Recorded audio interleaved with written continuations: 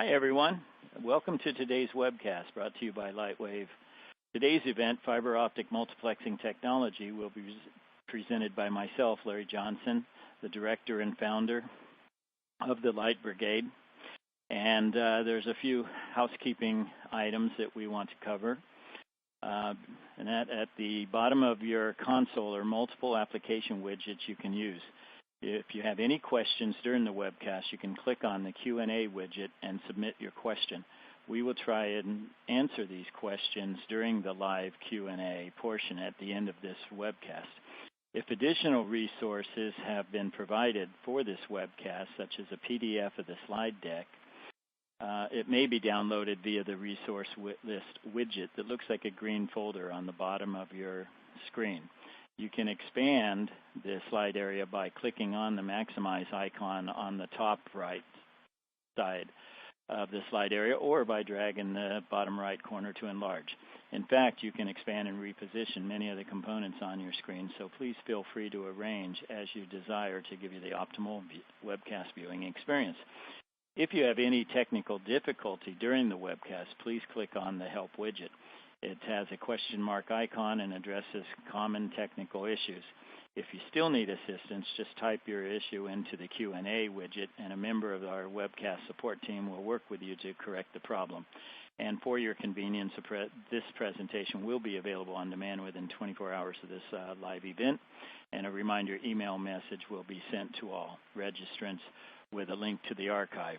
It will also be accessible from our homepage at www.com.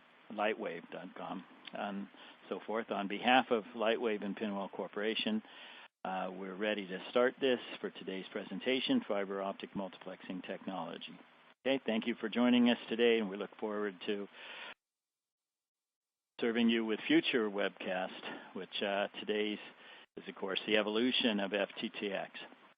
Okay, just one little slide about the Light Brigade and our training history. We're taking a little delay getting this on screen here. The Light Brigade was established in 1986 to fulfill a need in fiber optic training, and since that time we've grown to provide an industry leader worldwide for a variety of FTTx courses, over 50,000 people trained. And we're going to talk about this partly is when we got involved with FTTx, which is also, of course, parallel in the industry. Okay. The objectives, where are we, and at what standards are in place, how did they evolve, how did they lead into each other.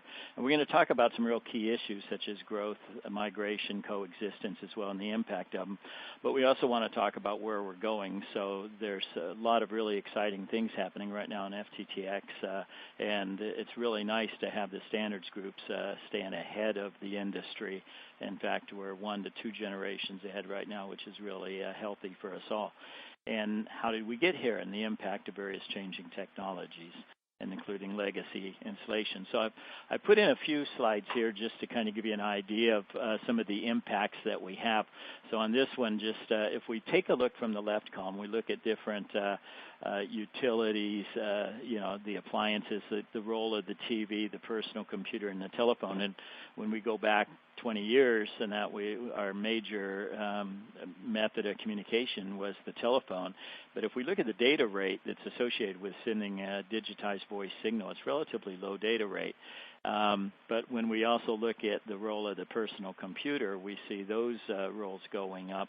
But it's really the role of video that eats bandwidth, and therefore we're seeing these huge transitions occurring over time, and we have to address that. So we've gone from a world of up to 100 megabits per second to gigabit per second. Now we're actually addressing into the 40 to 100 gigabit world. Another key impact is consumer electronics, such as the video world. And we've evolved from NTSC standards on video quality with standard definition television in an analog format to then the enhanced definition, and to what, for the most part, consumers are pretty compatible with high-definition TV. And, of course, this changed from the analog spectrum to the digital spectrum and impacted the role on how much bandwidth is going to be required. And that one of them I wanted to talk about, we're going to go back to the previous slide here, was the role of ultra high definition television. I want to show two things. If you're able to see this on in quality, the picture itself, that's an 8K, not a 4K camera. And this, I took this picture a couple of years ago at the National Association of Broadcasters conference. And what we're saying here is that the broadcast industry is really leading us, and that not the consumer industry first and all this. Where today, if you go to the store, you can get a 4K set, and for people thinking that this is the next level, it's actually an interim level to 8K broadcast. So therefore, we look at bandwidth requirements for the higher resolution instead. Okay. Another impact has been the use of cellular phones and mobility. Now, simultaneously, it's been interesting because we're transitioning from a T-carrier cell transmission world to an Ethernet IP packet transmission world. And so not only is the cellular industry changing, but they're also changing how they're sending information. And of course, as you get more features on your mobile device, we're requiring more security, more bandwidth, that we're still key on quality of signal. And of course, we have to have fiber to the different points, and we see evolutions of this industry expanding as well. And now, one thing, and I'd like to thank the Utility Telecom Conference because they're co-presenting this with us today. And the utility industry has many, many rights of ways in that, and a lot of times they're not as apparent as people consider in the importance of bringing fiber to the home more. But historically, the independent local exchange carriers have been the major users of fiber to the home. And really an appreciation to a lot of the mom and pop carriers who implemented fiber to the home early on in that and made commitments to them. At the same time, of course, we saw the larger providers. But there's two categories here: the municipality owned utility district, and then down at the bottom we have the rural electric. I would personally compile these together, and I want to thank Render Vanderslice and Associates for this slide. They do a lot of consulting work for the Fiber to the Home Council as well. But we're seeing that combined about 6% of the market, but it's growing. And of course, there's internal needs that they have for meter reading, their supervisory control and data acquisition system. We're seeing updates from basically kilobits per second to IP over Ethernet transmission as well. So tremendous changes going on in different industries as well. So now I want to step back to 1989 because for those that are on board here and they were around in the early 80s and the mid 80s and that, there were a lot of field trials taking place at this time. But the first actual conference was held in Orlando in 1989. It was called Fiber in the Subscriber Loop, and it was invitations worldwide from different service providers, many of them competition to each other, but they were all sharing what they were doing, how they were providing this, and what worked and what didn't work. But some of the key elements are listed on the bullets at the bottom of this slide. And one of the interesting ones that I found was the PON slide, and I looked through this material. It was proposed by British Telecom, and it encompassed fiber to the curb, fiber to the building, fiber to the home, but it was called telephony passive optical network, and therefore the term when we hear PON actually came from British Telecom and so forth. And then later we would see this evolution in the graphic with the map and different entities that were involved with PON and the initial investigation into becoming standardized. And for those people here that remember Heathrow and El Cerritos, these were some of the very early field trials on fiber to the home that took place in the late 1980s and so forth. I also want to talk about the importance of the standards committees because they've all been very active in the placement, and I'm going to be referencing different standards over the next half hour or so, and definitely want to understand the relationship. So first I want to separate from the middle to the right the IEC, ISO, and ITO. All these are international standards organizations, and they've played a very dominant position in the fiber to the home standards. At the same time, ANSI, the American National Standards Institute, interfaces with those, and then all the organizations in North America that interface through ANSI, who communicates via the international standards organizations, including the Canadian Standards Association, the Society of Cable Television Engineers, Telcordia, the Department of Defense, National Institute of Standards Technology, the IEEE, and the Telecommunication Industry Association. And so let's go to the FSAN, Full Service Access Network.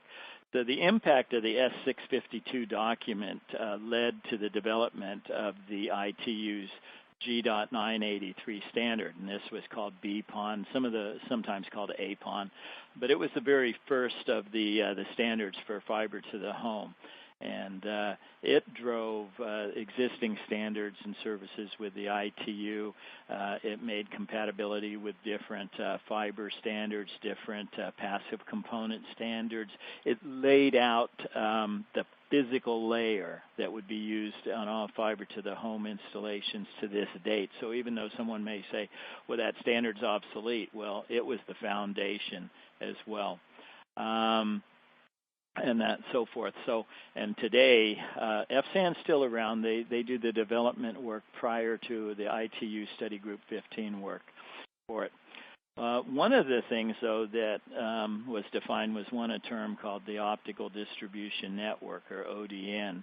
And in the G.983 standard, and it specified the fiber. And the good news on the fiber was the fact that the fiber that had been installed for decades in the outside plant by service providers, what's known as the G.652 fiber, also commonly known as standard single-mode fiber, was the fiber that was specified. So this way we didn't have to have people say, well, we're going to have to replace this fiber because we have this new standard coming out and therefore change all your physical plant. And that was not one of the intentions. The other was the cable plant we're fiber-rich in feeders. Well, hopefully we are. We had standardized connectors. The passive devices evolved from the fiber to the dense wavelength division multiplexing technology. There was virtually no new device developed for fiber to the home as far as the active or passive devices. And that the cable management products, though, were developed because all of a sudden we were taking products to the outside plant that encompassed optical splitters and connections and different termination techniques and so forth. And then at the same time, how do we cost-effectively improve installation techniques? So we primarily use legacy techniques with new improvements. And then the transmission equipment, we really realize the importance of CWDM and DWDM technologies, but to find lower cost solutions and then migrate those forward. And so I'm going to talk first about the fiber. So as I mentioned before, the G.652 fiber was selected as the standard fiber. And in the G.983 standard, it specified the attenuation and the dispersion values for this. And rather than define all the numbers, it just said use this fiber, the ITU-T G.652. And by the way, from this point on, I won't say ITU-T, I'll just say G.dot just to save a little time here. But it was a legacy fiber. A couple points. This fiber is optimized for dispersion at 1310 nanometers, but it's optimized for attenuation at 1550 nanometers. In fact, we're using both those wavelengths bidirectionally as well. 1550 predominantly downstream only, but 1490 downstream. And there's different techniques it's manufactured depending on who the manufacturer is. But one key point to pay attention to is its cutoff wavelength is 1260 nanometers. This would be important as we get to further evolutions of the fiber to the home, which I'll talk about. So over time, different standards evolved. And so We started off with the FSAN that, of course, wrote the standard, which became the B-PON standard, the G.983. The next evolution was the G-PON standard, the G.984. Simultaneously, the Ethernet, the IEEE 802.3AH standard was issued, which addressed a PON version called EPON, and also the active Ethernet protocol is in the 802.3AH standard. And those standards, B-PON, G-PON, and EPON, can easily be called legacy PON systems, and that some people will include the 10 gigabit per second systems. I consider the 10 gigabit PON systems, the G.987 and the IEEE 802.3 AV standards, as second generation PON systems, and they give you a migration path to increase your data rate from 2.5 gigabits up to 10 gigabits per second. And now at the same time, RFOG, the radio frequency over glass standard by the SCTE standard 174 was issued in 2010 to address the multiple service operators or cable TV industry to be able to coexist with the legacy PON systems and at the same time address their needs based on their hybrid fiber coax system. And then before we leave today, we'll talk about the WDM-PON standard that's been released over the last few years and is still in evolution today.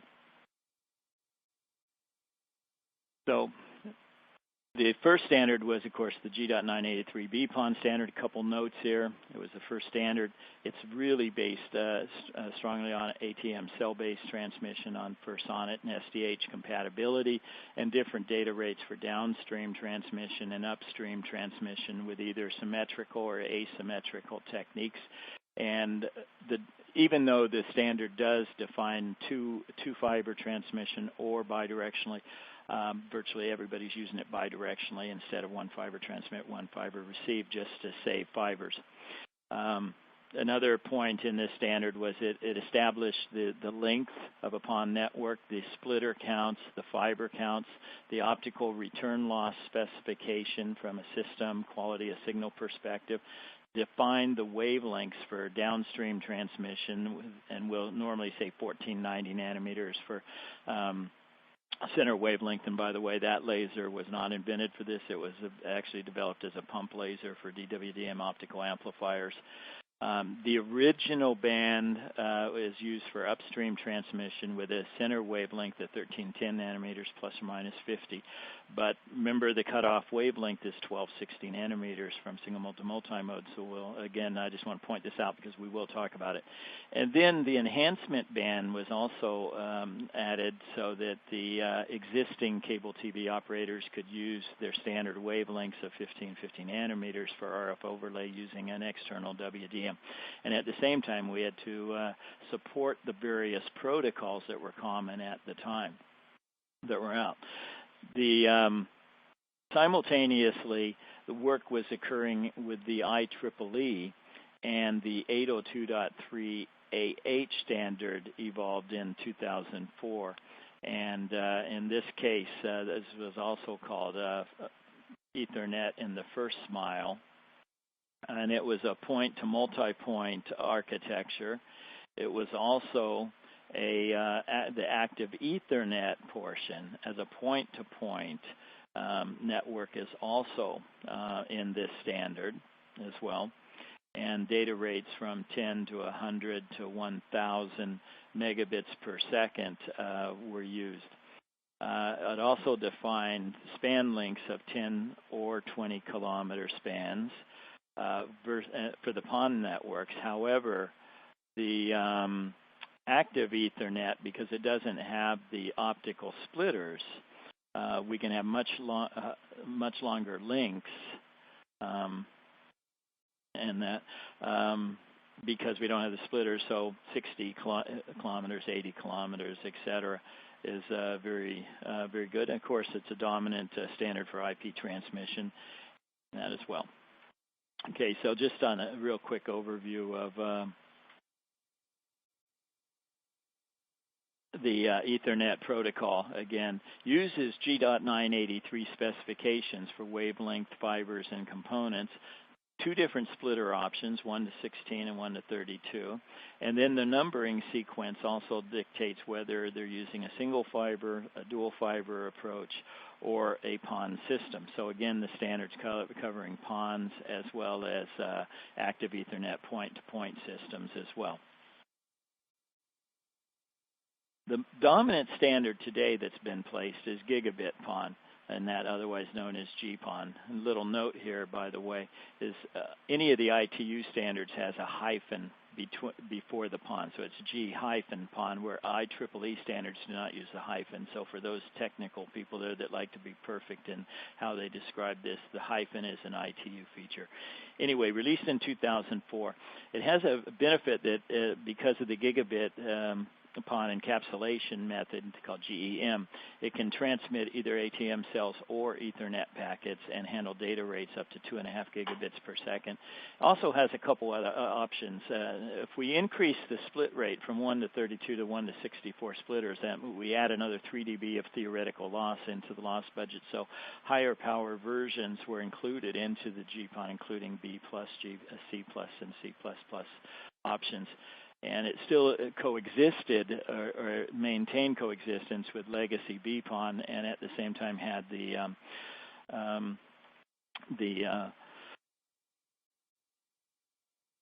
pause for a second there, I had to catch my breath, but the bidirectional transmission distance wavelength considerations. So in this next one, I just wanted to show a little animation. We're having a little delay here. I'm not sure if you're getting it on the screen. And that's, there I am, sorry. But each car in this case, let's just go to the next slide here, and we'll show an animation here. And you'll see that each one of these cars represents a 53 kilobyte cell loading, and therefore in equal spacing, all the cars traveling at the same speed. And of course, we're dropping different cells at different locations as needed. So if we compare this to GPON, next slide, please. In this case, because Gigabit PON can handle Ethernet with IP packets, we have much larger amounts of information that can be transported. The data, the speed is the same whether it's an ATM cell or an Ethernet packet, and that. So we'll go to the next slide here, and there's another quick animation here, and again just showing the larger packet sizes. And then let's just talk about GPON a little more.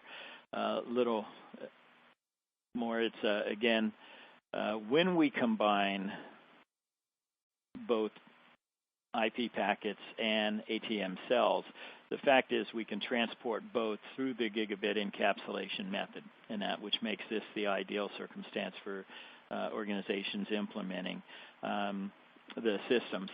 The GPON standard did have the coexistence with B-PON. However, it was using different wavelengths for downstream and upstream transmission. And that, so in this case, we had different data rates upstream, different data rates downstream to handle higher speeds, both symmetrical and asymmetrical. Another term that's here is called reach extender, and this gave the ability where if you had a 20-kilometer value before and you needed to go to a longer value, that the use of higher power levels could also provide this interface for it. Another standard was what the SCTE did with the RF video overlay, and of course this is working with an external wavelength division multiplexer, which adds about 1 dB of attenuation. The WDM would be handled at a patch panel, and that a lot of the RF systems use optical amplifiers and so forth, and it uses the 1550 nanometer enhancement band. And this was a simple solution that was recognized really early by the standards bodies. The SCTE, though, in 2010 issued the 174 standard, which allowed a FTTH system to operate with a legacy hybrid fiber coax cable plant at the head end at the subscriber as well. And if you notice, new wavelength assignments for upstream. And one point I want to make on this, the 1610 nanometer upstream or the 1310, if there's no coexistence with B-PON or G-PON, then we would still use the 1310 nanometer. But if there was coexistence, then the 1610 nanometer wavelength would be used in this case. And for those that work with splice trays and panels and that, remember that the longer the wavelength, the more lossy a splice or a fiber can be due to macro bends, and so care of workmanship is really critical when we get up to 1600 nanometers. So then this brings us to the next generation networks, and these are the 10 gigabit systems that allow operators to migrate from the legacy systems, B-PON, G-PON, and EPON up to a higher speed. FSAN again had their role in implementing this standard and their findings to the ITU Study Group 15. The standard was initially released by the ITU as G.987 and 988 with 10 gigabit downstream transmission, 2.5 gigabit upstream. It had again higher splitter options and again addressed reach extension capabilities. Now, one of the real differences here, though, is for those that are operating legacy systems, you have to be very aware that the upstream transmission from the optical network terminal to the ON, the optical line terminal, uses different wavelengths. So we're taking a sliver of the spectrum from 1260 to 1280 nanometers for upstream, then a blocking filter and guard band 10 nanometers wide being used. So if someone has some real older legacy B-PON equipment, that you may be operating in that spectrum, that would be a problem. You'd need a wavelength meter to resolve that issue. Meanwhile, the downstream transmission was operating at a different spectrum with a center wavelength of 1577 nanometers. And that was again between 1575 and 1580 nanometers, and where the legacy systems use 1490. And that again, so for those ordering power meters, you may want to be checking to make sure you have your calibration point for a 1577 as well, and it still maintained the legacy RF overlay system. And that, so this is called coexistence. So that, and the reason for coexistence is that you can operate a legacy system over the same fiber as a 10 gigabit system, and you can gradually migrate users to a different system and still maximizing your CapEx costs that you initially operated and built the system through. The other feature, as I mentioned before, was the reach extension capability as well. And in this case, we had a couple issues. One, we wanted to go longer distances. Two, maybe higher splitter counts. And the other was that would require higher power levels to be able to accommodate either of those functions. And also because of the modulation rate of the laser, we needed to go to a 10 gigabit per second system, so we needed distributed feedback lasers, which are much more sensitive to reflections than the Fabre Perot lasers used on most of the legacy systems as well. So the extended range or reach extension capability was definitely added to it. The other 10 gigabit system was issued by the IEEE as 802.3 AB standard, and now this allowed us for much higher data rates, and in this case, both as a symmetrical and an asymmetrical transmission, using the same wavelengths that the G.987 standard used as well. We still had the same distance spans that the legacy EPON standard had. Loss budgets range from 20 to 29 dB, with three different power options for the service provider to investigate based on distance and on splitter counts. So the fun news is what's coming up and how does it work with the legacy and second generation systems. And a couple of years ago, the first of the WDM-PON standards was issued, the G.989.1 version, using still, as with legacy, time division multiplexing downstream and time division multiple access for upstream. Loss budgets are pretty reasonable and are in range, but the split ratio has to be at least 1 to 64, and there's more in higher levels, 1 to 128 and 1 to 256 in the logical layer. Fiber distance, again, standard PON distance levels, and then much longer levels using either back-to-back regeneration or optical amplifiers. And then there's different methods for using for transmitting, for example, by using one of the industry standardized CFP modules, which are, by the way, much larger than SFP modules. So we're going to take up more space and therefore possibly more rack unit space as well. But it could be 4 wavelengths at 10 gigabits each, or it could be, 4 times 2.5 gigabits each. So there's still a lot of activity in the development of these standards as far as what product's going to evolve to take advantage of the data rate that's required, as well as distance and the packaging of these. The OLT incorporates an internal optical amplifier, and at the same time, because of the wavelengths being used, the optical network terminal's upstream laser can also operate as a Raman pump source for downstream channels. In other words, we're getting optical gain through this. The optical network terminal also uses tunable optical receivers and transceivers, in this case in an SFP plus module format. And remember, this is wavelength division multiplexing, so there is multiple wavelengths here. The wavelength spectrum, though, has changed again. Again, we have to operate out of band of legacy and next generation systems. So for downstream transmission, the spectrum from 1596 to 1603 nanometers with a center wavelength of approximately 1600 nanometers is specified. Upstream can vary depending on the requirements of the specific network in that. So, but the range can operate it from 1524 to 1544 nanometers. Again, we're staying out of spectrum from the earlier 2 generations.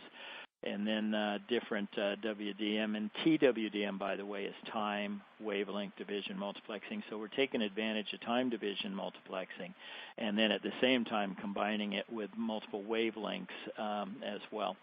And then there's different options, and as the standards evolve, we're going to see a lot more activities on different options for the users, as well as from the manufacturing or vendors coming up with new ideas. And of course, they're actively involved with all these standards and the development of them.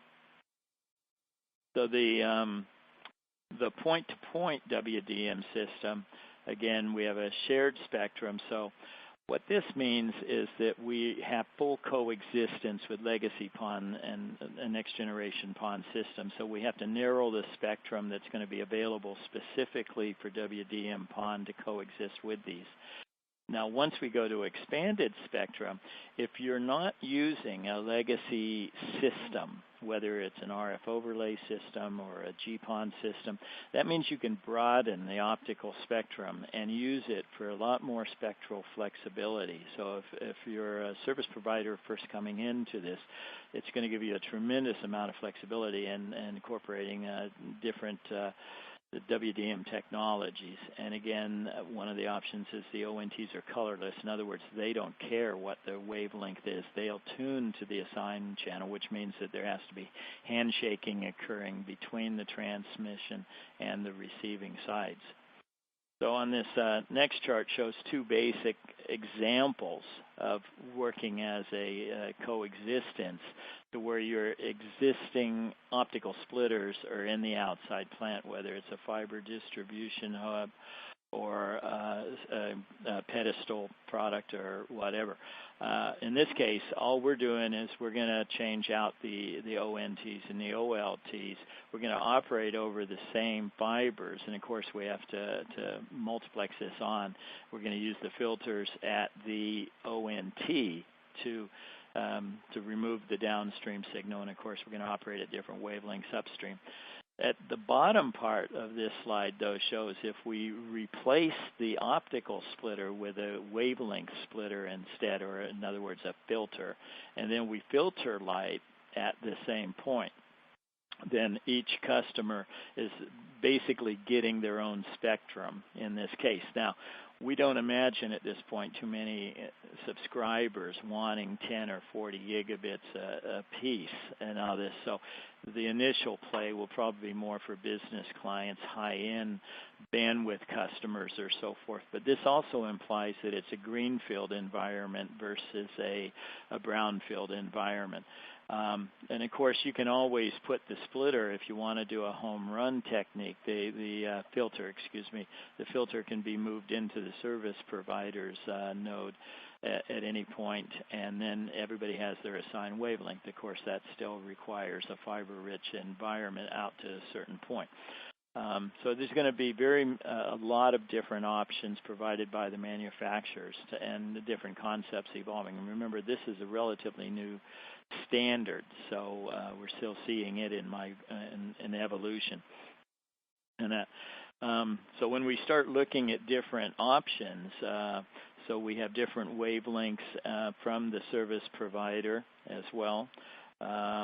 We have the wavelength splitting itself, and whether that splitting's done at the outside plant and how close it is to the subscriber depends on the outside plant design that you're coming up with.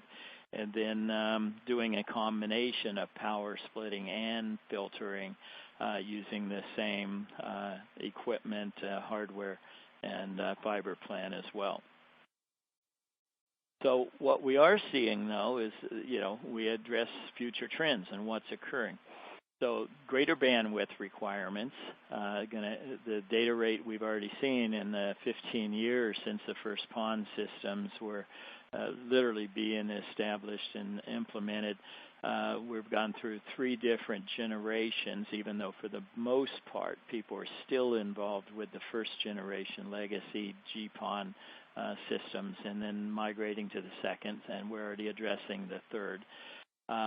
And one thing I also want to point out, and I probably didn't mention, was the spectrum that's being allocated optically is in the DWDM standards, whether it's a 200 gigahertz spacing, channel spacing, or 100 gigahertz or 50 gigahertz.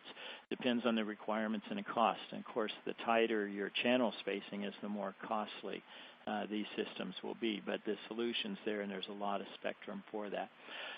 The other is how much bandwidth is going to be needed symmetrically upstream and downstream, and what types of new services are going to be envisioned. And these could include high bandwidth users for education, healthcare, telemedicine, connecting the grid type. It could be just you assign one wavelength for one user, but it gives you more flexibility. The fact that we're going to continue to see an increase of people working by telecommuting, and the impact of IP has become so transparent that we're not seeing a decrease in the bandwidth requirement. We're also seeing at least a 4 times improvement, actually 16 on the bandwidth, to go to the 4K version of UHD TV, and after that the 8K version as well. So the needs are still there to have a solution, and we want to use the physical layer as much as we can. The good news is that the standards are in place. There is a lot of activity taking place in the G.989 standard at this point, the WDM-PON standard. In essence, these networks have to address migration and growth issues. So migration, you can migrate from one protocol to a second protocol, such as a GPON to a G.989 WDM-PON, or you could go from, say, legacy GPON to 10 GPON to a WDM-PON. But anytime that you're migrating, that means you're going to be changing out equipment. There's going to be some capital expenses also involved with the test equipment side. The good news is most 1490, 1550 nanometer wavelengths are pretty close together, so you don't have to buy a 1490 nanometer OTDR necessarily. But I would investigate, because we are looking at the longer wavelength at 1625 nanometers, and the ITU has specified 1625 to 1650 nanometers for future testing and maintenance of channels so they can operate out of band. than operating systems, that may be something to investigate for your next time you're buying capital test equipment. Power meters, it's a calibration point, it's a negligible cost. The others, for those that don't know, if they're older B-PON systems are operating from 1260 to 1280 nanometers, you may need to investigate a wavelength meter or at least a leasing or renting of one to check what your actual true power wavelength is for upstream transmission. Of course, there's economic return in installing FTTx networks. Take rates increase historically after the installation. We're seeing much larger numbers on take rates, which are good for everyone.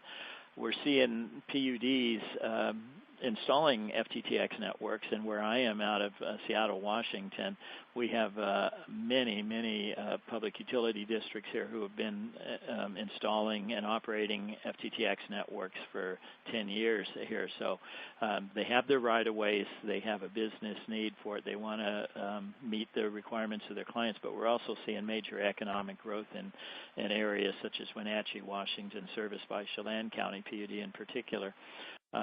At the same time, because of the rights-of-ways that are out, utilities are also having an economic gain there, as long as it's installed properly and people pay their full rights, and I'm not getting into that discussion. But we're seeing a benefit there. And regardless whether it's a business or a resident, FTTx systems are definitely providing bandwidth and migration options there. So we're going to take on some questions here on that, and there's been several sent in for a while. Let me see if we can start picking those up here. And that's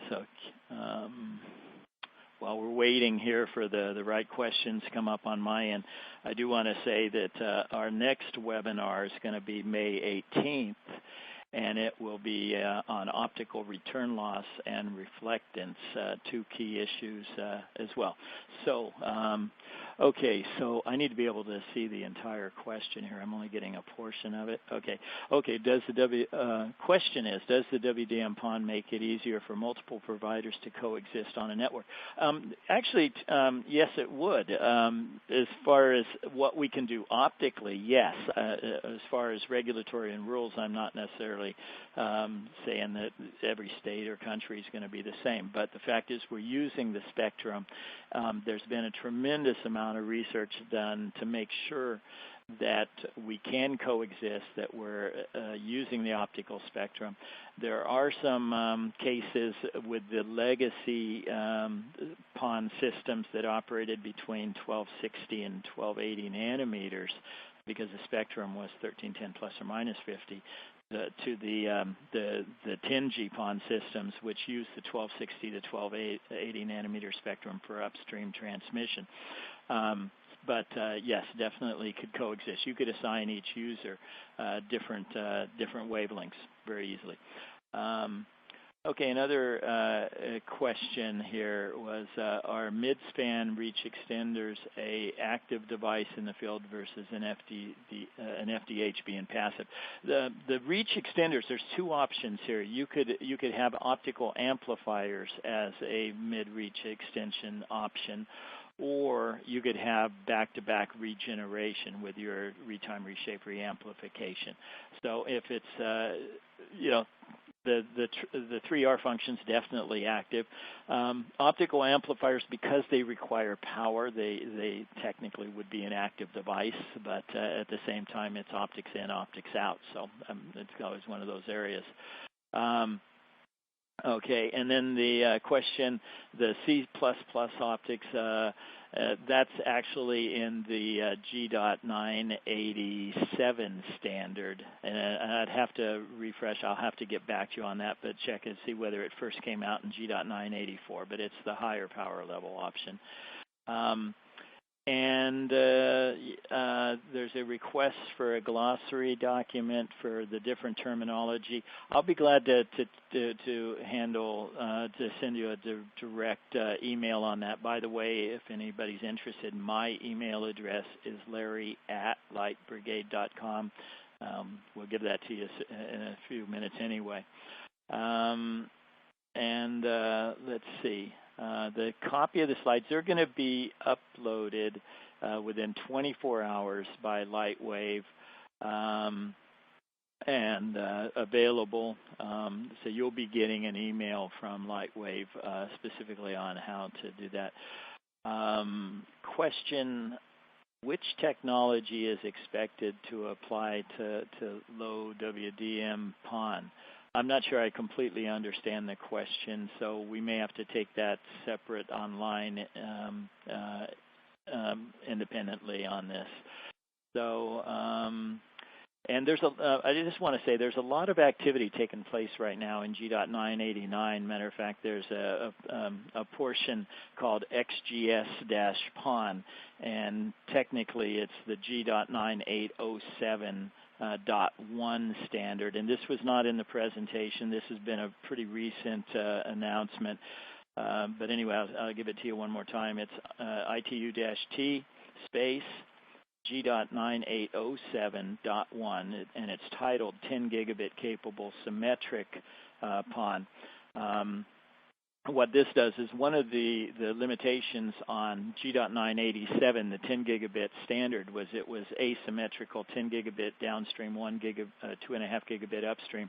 This newer version of this standard handles symmetrical 10 gigabit standard. So, so this is just an example of how standards can change relatively quick, and monitoring these keeps a lot of us busy. Much less, I want to thank all those companies that participate in the standards, because you're doing a great job pushing this forward.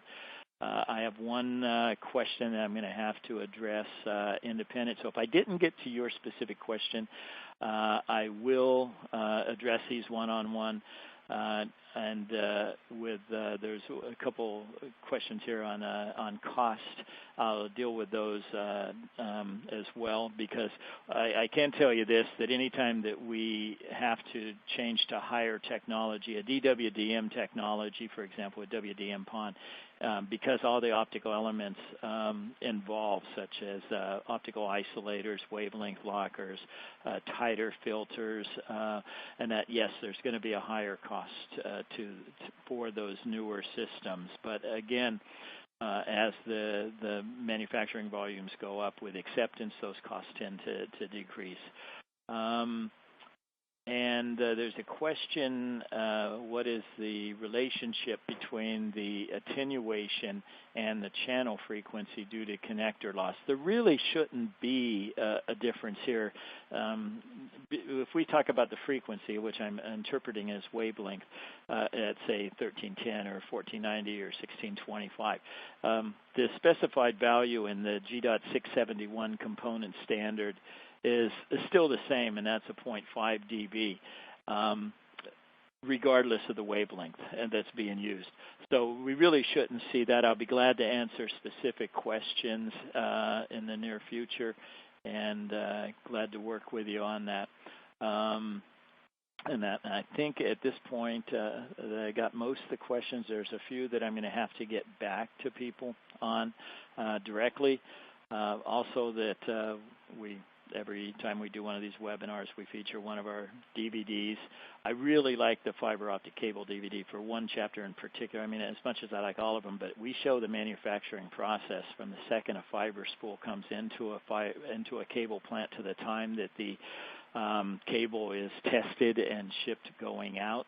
And for that reason alone, because most of you haven't been to a cable plant, it's really interesting. It's fun. It was fun to film and all that. So anyway, if you don't have it in your engineering library or so, the DVDs are a great resource. Also, in 2 months, May 18th, we're doing a special session on optical return loss and reflectance. For those that are going to be at the Optical Fiber Conference next week, I'm also doing a very similar session live at Theater 3.